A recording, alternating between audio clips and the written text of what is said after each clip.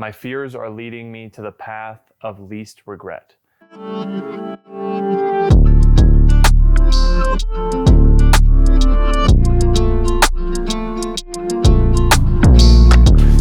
This is Vernon's Speakeasy, our Speakeasy style steakhouse.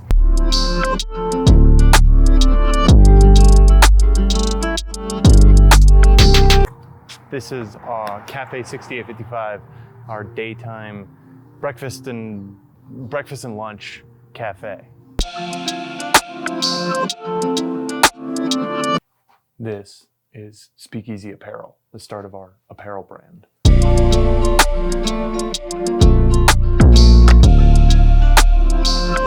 Now, I know it looks the way that it does,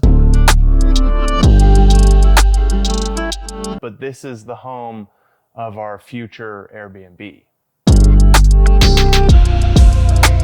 This is the Village Shops at Los Ranchos, and right down there is another project that I'm not quite ready to talk about yet.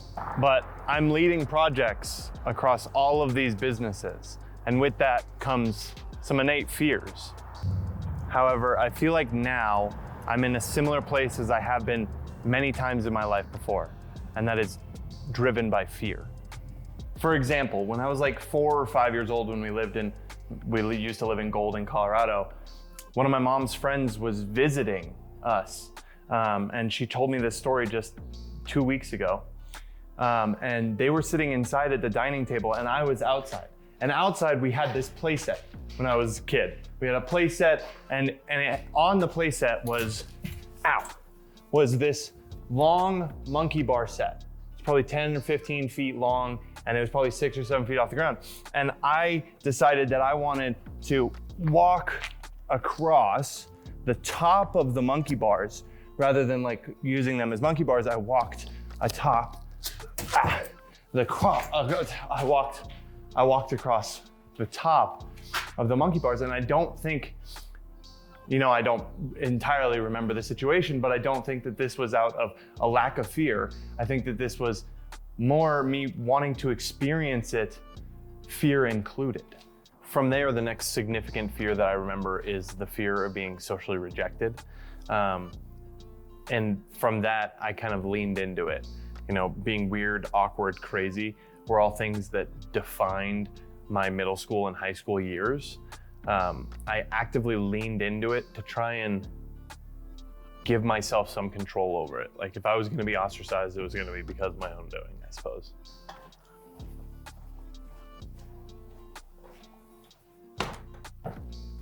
Next came college and college soccer.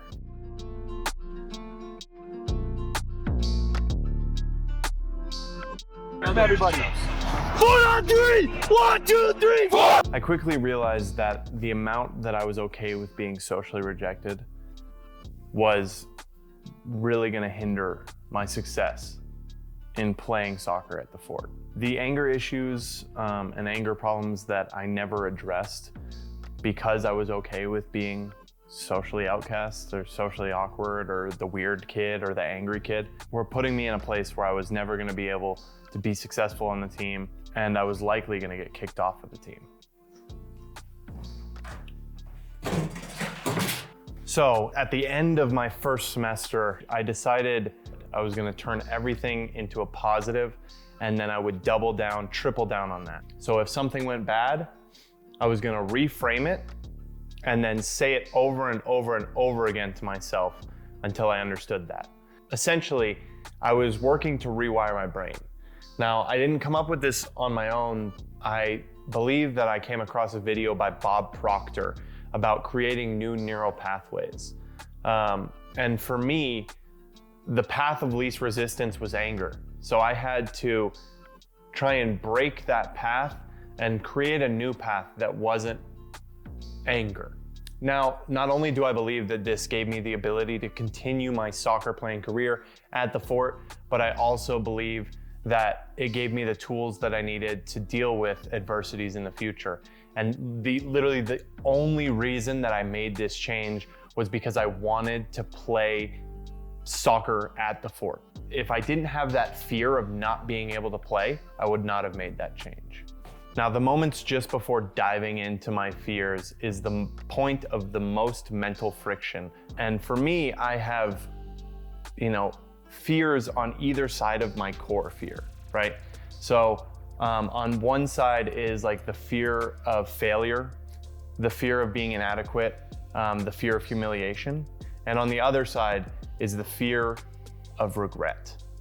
Ultimately, my life has been driven by the fear of regret. And whenever I'm plagued with fear, I look 5 to 10 years into the future and I ask myself, would I regret not doing this? And if I would regret doing it, then I have my answer. I have only recently come to the realization that my fears are my guiding light. My fears are leading me to the path of least regret. And that's really the goal. Minimal regret.